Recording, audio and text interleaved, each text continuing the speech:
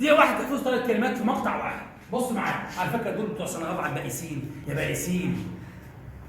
بص المقطع ده AUGH،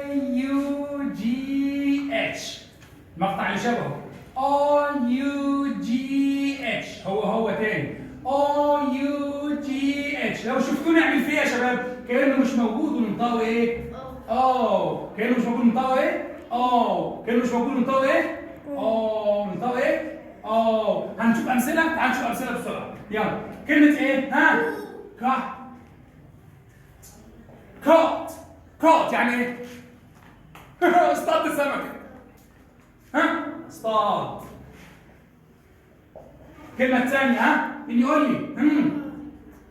بوت يعني ايه بوت؟ اشتريته امبارح وطلع بايظ. ها؟ اشترى. الكلمة الثالثة ها؟ مين يقول لي؟ الحاجة اللي انتوا بتنسوها.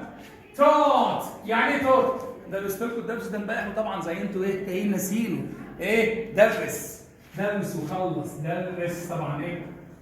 درس. تاني كوت يعني ايه؟ اصطاد. بوت اشترى. توت درس. المقطع عندنا ايه؟